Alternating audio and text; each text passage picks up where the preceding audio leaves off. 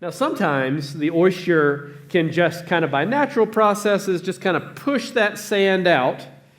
But in rare circumstances, that little grain of sand lodges itself inside that poor little oyster's body and it can't get rid of it. So the oyster laments and it struggles. It writes poems to its pain. It cries little oyster tears and it prays little oyster prayers and it says in its own little oyster way, Lord, if it be thine will to remove this thine piece of sand from thy humble servant. But the heavens are silent. And the little oyster is frustrated and overwhelmed. And it's certain that it's going to lose its mind. And so it does the only remaining thing it knows to do to find relief. It starts to coat the grain of sand with a milky substance called aragonite, what it normally uses to make its shell. And it covers this tiny irritant until it's transformed into something of great value that we pay hundreds or even thousands of dollars for. You've probably guessed it. The pearls around your grandmother's neck are nothing more than the product of an irritated oyster, bewildered by the fact that God did not answer its aquatic prayer. Here's the point. No irritation, no frustration, no pain, no suffering, no pearl. Here at the end of James, he's explaining that God aims to produce pearls in our lives. And for them to develop, it's going to take time. And so he says in verse 7, be patient. But here's the challenge. We don't really like to be patient. In fact, we could probably argue that of all societies that have ever lived, we are the most impatient society. We've built our world around impatience. I noticed it in my daughter. Me and my wife like to joke, if I ever show them like a YouTube video on my phone or something like that, my kids already, we don't even do this a lot, they already are like trained. If like a little ad pops up, you'll hear both of them in this little monotone voice go, ad, skip it. I don't have time for an ad, I'm 3. I got stuff to do. And we live in impatience. They're already trained to be impatient. We don't like to wait around. We have same-day delivery. Even I was worried about that when I moved up to Logan. I lived in Salt Lake City, where same-day delivery was like most things. I remember moving up to Logan. I was like, man, I'm not going to be able to get same-day delivery. That's going to be a trial if I'm going to move up here. And guess what? They can still do it here. A lot of us find it worth it to get both Walmart Plus and Amazon Prime because you can have them duke it out to see who's going to get it to you the fastest.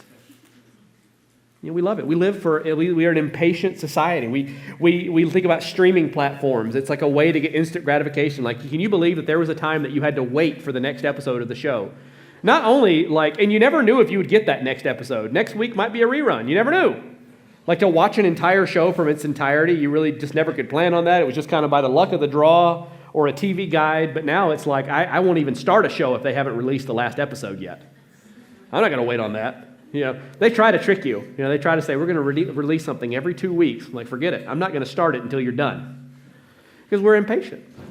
We're just trained on that. Like, I do this with a self-checkout. I love a self-checkout. I really don't want to talk to a cashier. But if I have to talk to a cashier, I will look and see, who looks like they're going to want to talk to me. I'm not going to go to them. I'm sizing them up, who's chatty today? I'm not going to Mr. Chatty. I don't want to hear your joke.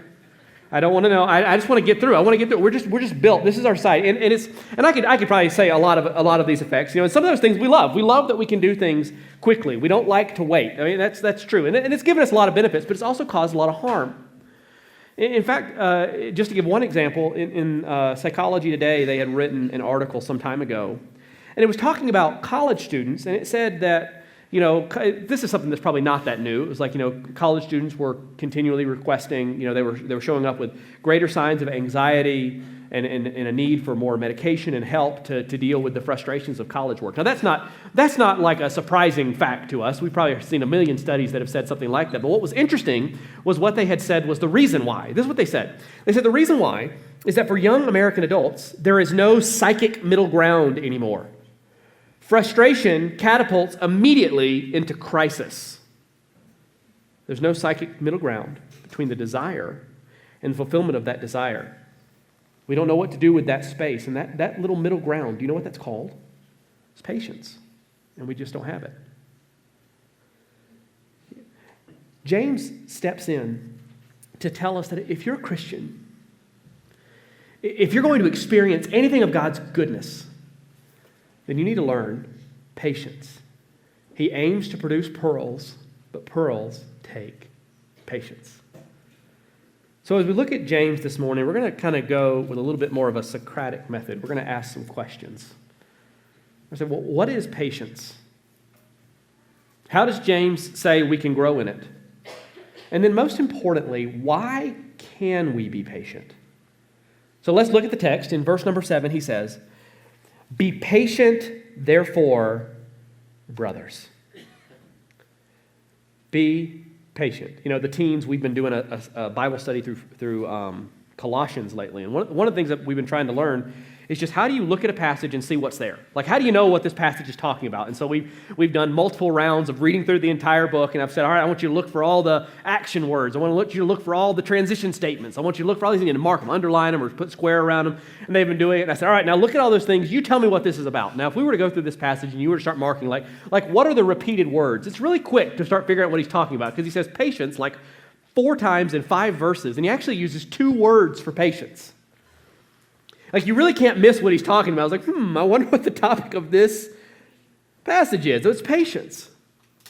And I wonder if we can use kind of the way he understands patience to understand, well, what is patience? Now, I want to draw your attention to something, because if you wanted to mark all the words and you wanted to say, like, all right, here's the words that are kind of all talking about patience, he actually uses 2 words that are for patience. Like, you can almost translate it, be patient, therefore, brothers. And then you could say, being patient about it in verse number 7. You could say, you also be patient, verse number 8. He says, establish your heart. Make patient your heart. He goes on to say, behold, the judge is standing at the door. As an example of suffering and patience, brothers, take the prophets. Behold, we consider those blessed who remain steadfast. This is the word that he uses for patience at the beginning of James. Those who remain patient. You've heard of the patience of Job. He says steadfast, but these 2 words are used as synonyms to kind of get at what he means with patience. So what does patience mean? Well, first and probably most obviously, patience means waiting. Now, I like the old word that makes up the word patience. It's just 2 little pieces of a Greek word that come together, and it just means long suffering. That's a good old word. It's an old word that I think we probably should keep. But it says long suffering. And so the first thing that we can kind of gather, what is patience? Well, in one sense, patience is waiting. There's a passive nature to patience.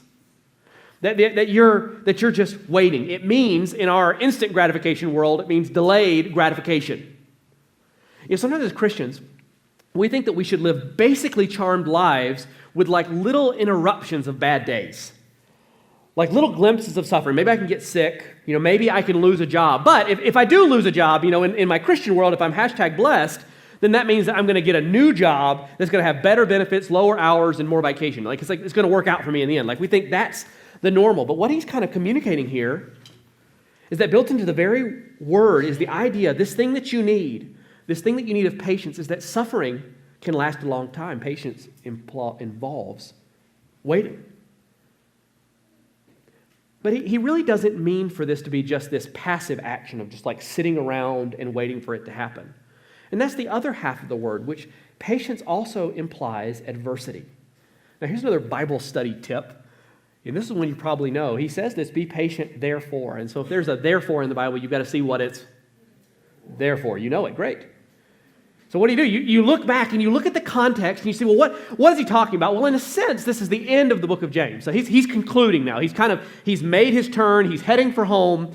And at this point, you could be thinking, well, therefore, on the basis of all that he's built up over the book of James, you could look at it. But I think we could probably get enough that we need just from the immediate context of the verses that were preached just a few weeks ago by Pastor Jonathan. Maybe you could just let your eyes just kind of scroll back up to chapter 5, verse 4. Because what you find there in that passage, if you remember, this is the therefore. This is what he's saying to be patient in the context of. If you remember, in those passages, there are workers and there are harvesters whose wages remain unpaid. In verse 5, you see that there are innocent who are being run down and even destroyed by the opposition of the corrupt rich. This is his response to that. Therefore, like you could almost think, like because of all that injustice and all of that corruption, maybe the response is like, we should overthrow the rich. Hooray, let's go get them. But he's like, no. Even if they deserve it, that's the instant gratification response. They're called to patience, not resistance. Immediate gratification says, let's put an end to this right now, but instead they're told to wait. Why? Because if you look back at verse 4, there's something else that's there. There are these cries of injustice. And the question is, does it reach God's ears? And in these verses, he says, yeah. God hears. And he's going to do something about it. Maybe right now, you're in the midst of your own suffering, and it seems to last a long time. And there is a suffering that's connected to it. There's an adversity to it. You feel like you've been treated unfairly. You can't find the job. You're single and you don't want to be. You're married and it's very difficult. You got news of chronic illness or medical diagnosis and it creates uncertainty and you can't do anything about it. And in the middle of that suffering, it's easy to wonder, has God noticed? Does he even care? And James is showing that he has noticed, he does care, and he's going to intervene. So wait for it. Be patient. And he hangs the entire call to patience on this. He says, be patient, therefore, brothers, verse 7, until the coming of the Lord. See, they don't have to fear for a moment that the unjust are going to get away with it. So being patient in the face of adversity means you put up with a lot. And in context, it means you don't even seek vengeance for yourself. Patience means waiting. Patience assumes adversity. The need for it does. But then patience is active. James uses this other word that's a synonym for patience. I drew your attention to it. We can look at it in verse 11. You'll see it there. He says, behold, we consider those blessed who remained steadfast. Now, I don't know if any of you are fans of sumo wrestling. It's hard to not be a fan of sumo wrestling. Even if you know very little of it, you can really get it behind it. And really, you don't have to know much about it to know how it works. You've got two rather portly fellows who are in a ring, and they're trying to knock each other out. They're not trying to knock each other out with their fists, are they? They're not trying to, like Conor McGregor, the situation. They're trying to do something different. They're trying to push the person outside of the ring that they're in. And the aim of the sumo wrestler is the aim that James has here of what it means to be steadfast, to stand firm, to hold your ground. And as in the world of sumo, as with the Christian life, it takes great determination. It's this idea of standing. If you want to put a definition of what does it mean to stand firm, what does it mean to be steadfast, it means it's a standing that just won't quit. That's what James is getting at. It's like you fix yourself to obey immovably. No matter how hard life gets, no matter how senseless the circumstances of your life is, you stand firm, trusting in the goodness and the providence of the Lord. So what is patience? Well, one pastor put it like this. Jessica brought me this definition. I thought it was so good. Patience is graciousness, steadiness, and faithfulness in the face of delayed gratification. Patience is graciousness. It doesn't take vengeance. It's steadiness. It's steadfast. It's established in heart. It's standing that just won't quit. And it's faithfulness in the midst of adversity. It's established in the heart. In the face of delayed gratification, it waits. So that leads to the next question. If that's what patience is, then how is it that we grow in patience? And James, he gives us 3 examples for the people in James and for us to follow. He says, check out the farmer and the prophets, and then poor Job. First, he says, be patient like a farmer. He says this in chapter, or in verse number 7. He says, see how the farmer waits for the precious fruit of the earth, being patient about it until it receives the early and the late rains. Now, in James's day, farming wasn't like one job among many jobs. It was like the job, okay? Most people that he would have been talking to would have understood this or have been farmers. They were close to a farmer. So this would have really resonated with them, this illustration. And because we live in Utah and we're around Utah State and we're all Aggies, this really resonates with us too, doesn't it? The picture that he's drawing is of a small farmer in Palestine who is waiting for the precious fruit of the land of the autumn and spring rains. Now, even that expression, the early and the late rains, that was a phenomenon that happened in Palestine, and it was something that became a symbol of something. It became a symbol of the provision of the Lord. Like you needed the early rains to get everything ready for your to kind of provide the water for that first plant and for it to be able to have your good summer harvest, but that you needed a late rain to protect the harvest in the summer.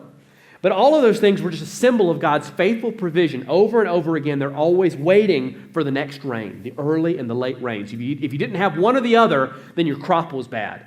And the fact that he talks about this being this precious seed, that's why I think he's talking about a small farmer. This is like a farmer who's living paycheck to paycheck or plant to plant, maybe.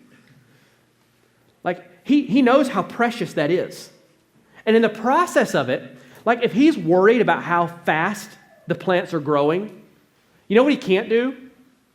He can't dig it up, check it out, put it back in. That's going to kill it. Like, what does a farmer do after he plants his seed? I mean, he can't do very much. I mean, sure, he could put some fertilizer down. You know, sure, he could put a scarecrow up, you know.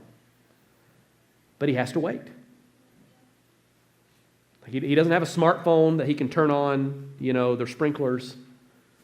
He has to wait on the rains. And the fact that he says be patient before and after that illustration, it's showing there's a point there that's really easy to miss. And that's this. The farmer has to wait because he cannot control the rains. Yeah. One of the biggest reasons that we struggle with patience is because we often struggle with control. Like, we can't wait on the Lord to work in us. We can't wait on the Lord to work in other people because I can't control that. And so he says, look, like the farmer, be patient. Because the farmer, even though he can't control the rain, what is he confident about? That the rain is going to come. That God is going to be good in the end, and that he's going to provide. That the arc of God's goodness, though long, is pointed toward goodness. And so he says, be patient like a farmer. But then he says, be patient like a prophet. Look at verse number 10. He says, as an example of suffering and patience, brothers, take the prophets who spoke in the name of the Lord. Now, I think there's a few reasons that the prophets are a good example for us to look at. First, it shows for James's readers that what they're experiencing wasn't something that's out of the ordinary. But another reason is it showed how followers of God in the past remained faithful in their own really challenging circumstances. Didn't we sing it this morning, as saints of old still line the way, retelling triumphs of his grace.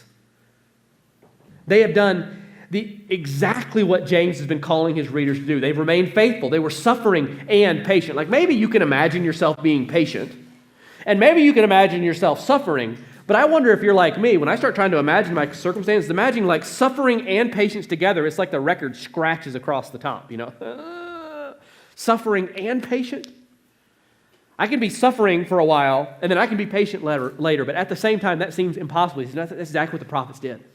And we could really drive into this a little bit. Who this is what he says about the prophets. He says what were they doing? He says, you look at their example. They spoke the name of the Lord. Like even their patience wasn't a passive one. It was an active one. Like they were still actively obeying the Lord in the midst of it. Like many prophets preached for years, and all they got was this persecution and opposition before any of the prophecies come true. Like you think of Noah. I mean, Noah looked like a complete crazy person for 120 years. Like rain's coming and they're all like, dude, we don't know what rain is. And then rain comes. Like, or Isaiah. I mean, just imagine God coming to you and being like, all right, I got a job for you. I want you to go preach for 20 to 30 years and no one's ever going to get it. What? That's right. You're going to go preach faithfully 20, 30 years. No one's going to respond ever. Now get going. And yet Isaiah, this is what he writes. He writes these beautiful words. He writes about his suffering and victorious Savior who would be wounded for our transgression and by whose stripes we'd be healed. But even in his life, he doesn't get to experience that. He ends up getting killed. Perhaps at the top of the list, you have Jeremiah. I think in a children's book that I have, Jeremiah is like the prophet who got stuck in the mud. Because if you know that Jeremiah, because of his unrelenting faithfulness of preaching God's word, you know what they did? They throw him into an empty water cistern, which apparently is very muddy at the bottom.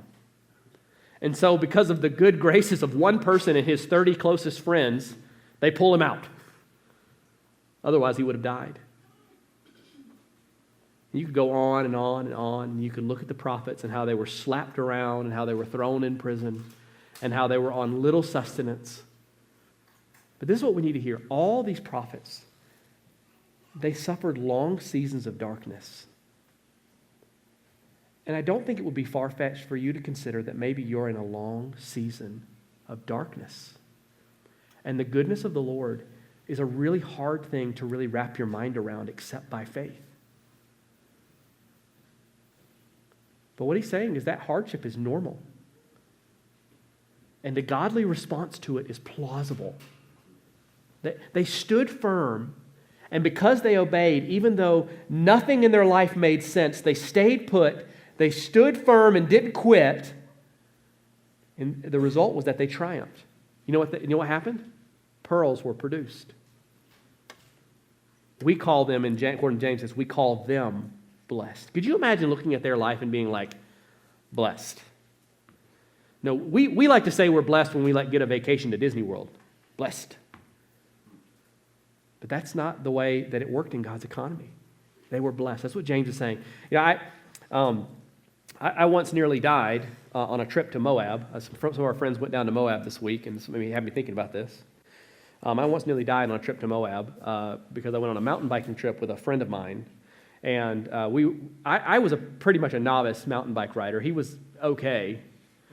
And we were both beyond our skill level. He's like, he said, I want to go and ride. We were going to a friend trip down to Moab. He's like, I want to go ride the Porcupine Rim. Okay. Now, if you're a mountain biker, you're like, okay, I know that. That's pretty tough. And just so I wasn't remembering this as like tougher than it really was, I looked it up this week. I looked up on All Trails. This is what All Trails says about this. It says, generally considered to be a highly challenging route. It should only be attempted by experienced adventurers. And I was not that. I was neither experienced nor much of an adventurer. But we really liked the idea of doing something that most people couldn't do. It felt a little bit exclusive. Like, we're going to get a big payoff for this. And so we get up really early, we start doing it, and I'm going to tell you, the feeling of the exclusivity was really warranted by the ride. I mean, there's really difficult technical climbs and big descents with big drop-offs, and it was beyond my skill, but we were making it through. We took in some views that morning that I just remember standing on the edge of a cliff. By the way, being on a bike on the edge of a cliff is extremely scary. We're standing there and we're looking at this view and all we see is just red rock. I mean, just as far as the eyes can see, and we're like, oh yeah, look at us. Most people can't get here. We made it. And we're feeling really great. We felt like champions, tired, dehydrated champions. But I'll never forget having all that feeling of accomplishment come crumbling down. Because as we were taking one of our mini breaks, we start hearing something behind us. And we look back, and there's this dad and his probably 12-year-old son, and they are catching up to us at a rate that I can only describe as impossible. I mean, they were cruising. And I'm like, what? They come by, and they just they're like, and in the most chipper voice ever that just was unfair, to say the least. We're dying. They're like, hey guys, hope you're having a great day. Whatever mountain bikers say to each other. And they zip off on their way, and they're hopping along the rocks. It's man, you know what? It's so easy. Here's the point. It's so easy for us to think that our circumstance is we're the first people to ever really experience something that's really hard that we're going through. And that somehow we've gone somewhere that no one else has been and that we're this exception to the rule. And James wants the readers to be clear that the suffering they're facing, which is no by me, it's not easy. He's not saying it's easy, but it's just not new. Those who suffer as Christians, they're not blazing a new trail, but they're traveling this well-worn path. Now, why tell all that story? Why is that important? Because if the experience isn't out of the ordinary, then James's counsel isn't unrealistic. We could hear the call to be patient a lot like we hear somebody say, calm down. I said that this morning in our earlier class. It was like somebody says, calm down when you're mad. Yeah, real helpful, thanks. Stop crying. Okay, I can't right now. Okay, thanks for that really great advice. And be patient can sound like that. But if it's a common experience, he's saying, look, to stand steadfast in the midst of suffering, knowing that it's producing something, knowing that it has a good end, that's something that's possible. It's not unrealistic. And to drive it home, he gives one last example. He gives the example to be patient like Job. Look at verse 11. He says, behold, we consider those blessed who remain steadfast. You've heard of the steadfastness and the patience of Job. And you've seen, this is really important, the purpose of the Lord, how the Lord is compassionate and merciful. Now, if you're not familiar with the story of Job, here's just the Cliff Notes, okay? The opening scene of Job presents a man who, by all observation, he has prospered in every way. He had a really healthy soul. This is what the Bible says in verse 1. It says he was blameless and upright. He feared God and shunned evil. Good man. He had his spiritual priorities in order. He had a beautiful family. He had 7 sons. He had 3 daughters. Job was very wealthy. It says he had 7,000 sheep and 500 oxen and a bunch of servants. He was very healthy. Everything was going well. And in the next scene, in the story of Job, what happens is Satan comes and he puts forth this great argument to God. And this is what he says. He says, look, no one serves God for who he is, but for what he or she can get out of you. So God allows Satan to take everything, save Job's life. And with that, there are these 4 flattening blows that fall on this unsuspecting Job. He loses everything. But amazingly, what Job doesn't do is what Satan said he would do. He doesn't curse and he doesn't renounce God.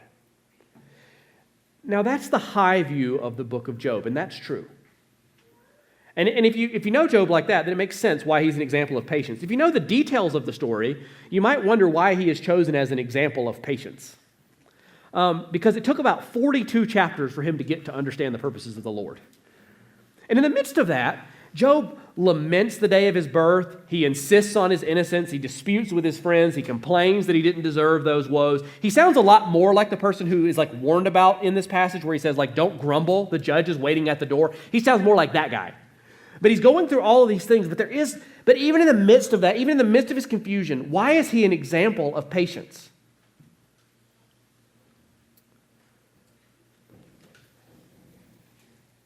Because even though he didn't know what was going on in his life, at the end of the day, he trusted God's presence never left him. That even when it felt like God had abandoned his good work in his life, he really didn't. This is what he said in Job chapter 20. He says, but he knows, talking about God, the way that I take. And when he has tried me, I shall come out as gold. God's going to produce pearls. But I want you to notice what James does. James doesn't drive us all the way into the story of Job. He drives us to the end of the story of Job. And that's why I pointed this out as important. He says this in verse number 11. He says, behold, we consider those blessed who remain steadfast. You've heard the steadfastness of Job. And what have you seen? The purpose of the Lord. This is how Job ends. Job ends in chapter 42, verse 10. It says this. It says, we find out that the Lord restored the fortunes of Job, okay? When he had prayed for his friends, and the Lord gave Job twice as much as he had before. Okay, Already that's a little bit confusing and sounds a little bit contradictory to what I've already said. Earlier I said, sometimes we think that suffering is just this little blip on the radar. If we lose a job, then, if we're a Christian, then that means we're going to get a better job, higher paying, #blessed. That's what's going to result. The end of Job is not saying that if you go through suffering, I think it's probably apparent to all of us because you've probably lived your life and experienced this, that when you go through suffering, it doesn't mean that God's going to somehow double repay you back. Okay. You start thinking about Job and you're like, man, it doesn't matter how many kids I have, you're never going to replace the children I lost. You know what I'm saying? But there is something that's happening at the end of Job that I think this is what James is trying to zero our hearts in towards this.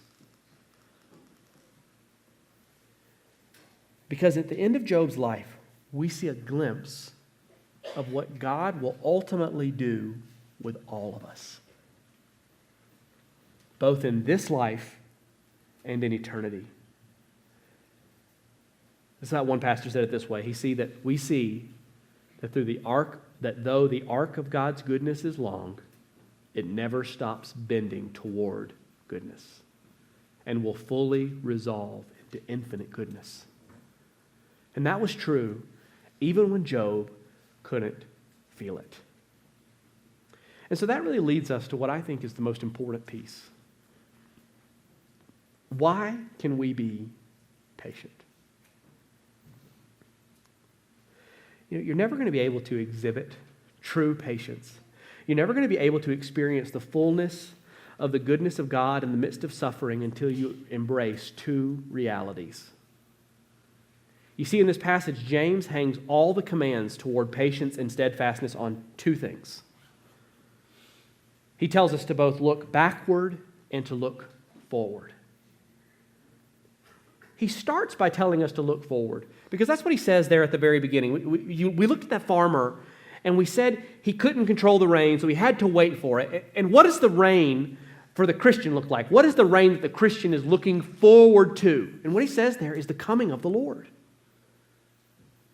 What is the future? Jesus is coming back. And what that means for us is that eventually all of our deepest hopes will be fulfilled. All of the wrongs that we experience will be made right. And this is important because God is not calling us to patience without end in sight. I think this is really important.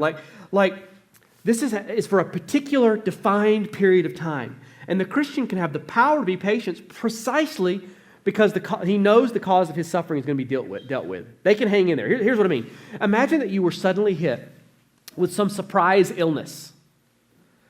And you go to the doctor, something happens, there's some circumstance, something doesn't seem right with your body, and so you go to the doctor, and you ask the doctor, you're like, doctor, could you please figure out what's wrong with me? I got this big growth on me, or, my arm isn't working anymore, something's wrong with me.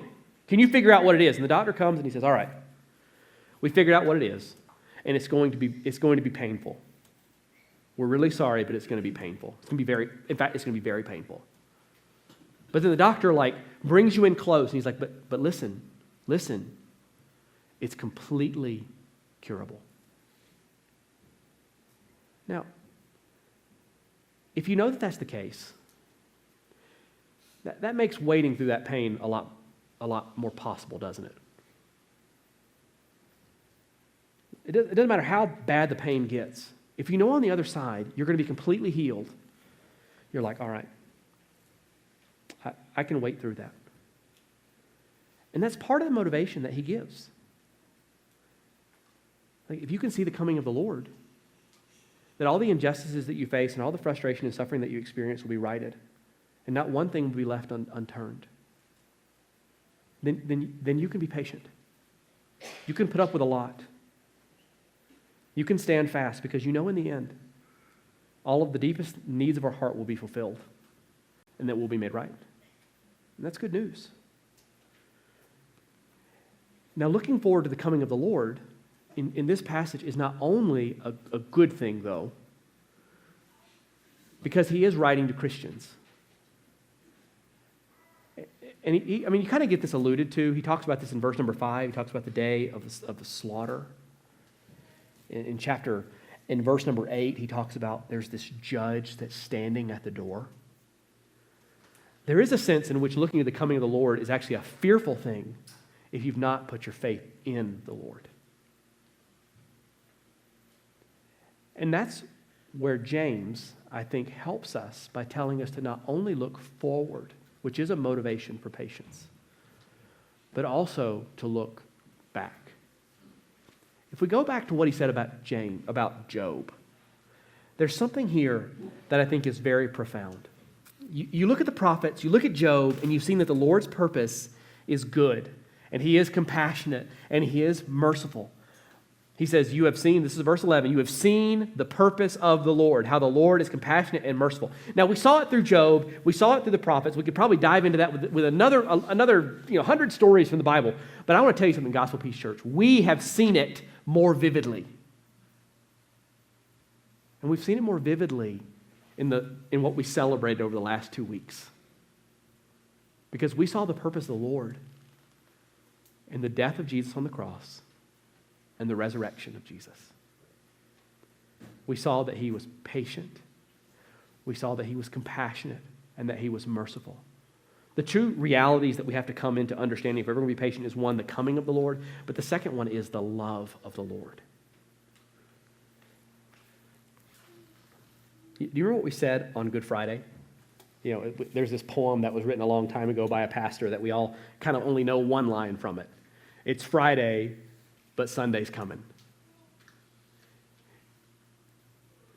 Isn't it interesting that there is a waiting period in between the death and resurrection? Why? Why couldn't Jesus die and be just like instantly resurrected? Why put the disciples through that? There's a lot of reasons we could say that. We could probably think of a few here on our own, but can I just submit one? The majority of our lives are lived in that middle day of already but not yet. But we're assured, we know that in the end, it's going to work out. Listen, I want you to think about this. You can never truly grow in patience unless you look to the past and see the work of the Lord. Would you think about Jesus with me? What did they do to him? They beat him. They hit him with their fists. And how does he respond? He was patient. He stood and didn't quit. And why did he do it? He did it for you and for me to cover a multitude of sins like our impatience. But Jesus was perfectly patient. He doesn't blow up. He doesn't grumble with other people. Rather, he says, Father, forgive them, for they know not what they're doing. He was patient with God. He said, Lord, let this cup pass from me, but nevertheless, not my will, but your will be done. Here's how you can look back and look forward and trust him to be patient yourself. You look at him as saving you through his patience. See, the only possible way that you could be saved is if Jesus went to the cross. And to go to the cross, it took enormous patience. He waited. He suffered unjustly, and he stood. The patience that saved you cost his life. And so the question becomes, can you trust him?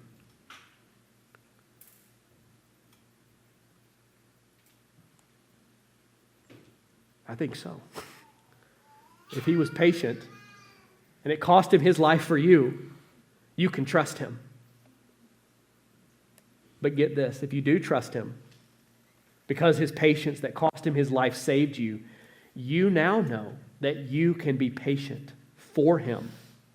And if you are patient for him, then you will have everything you need. Listen, James is wrapping up the book. And he's coming back to something he started with, something we started with a number of months ago. You remember all the way back in James chapter 1? What did he say? He said, count it all joy, my brothers, when you meet trials of various kinds. Why? For you know that the testing of your faith produces steadfastness. Same word here used at the end. And let steadfastness have its full effect. Why? That you would be perfect and complete, lacking nothing. You'd have everything you need. Paul says it similarly here in Romans 5. He says, not only that, but we rejoice in our sufferings, knowing that suffering produces endurance, which is the same word again, patience, steadfastness, and endurance, steadfastness, patience. What does it do? It produces character, and character produces hope. And hope does not put us to shame because God's love has been poured into our hearts through the Holy Spirit who's been given to us. Job was patient, and he was confident that in the process of being tried that God would turn it to gold. God aims to produce pearls. Pearls take time. And unless something goes wrong, you never develop patience. And according to James, patience is the virtue that develops all the other character you need. I like how one pastor said this, and we'll finish with this line. Patience under tribulation drives you like a nail into his love until it makes you wiser and happier and deeper. May God help us to grow in patience with each other and himself to his glory, that we'd have all we need, that we'd be patient until he comes. Let's pray.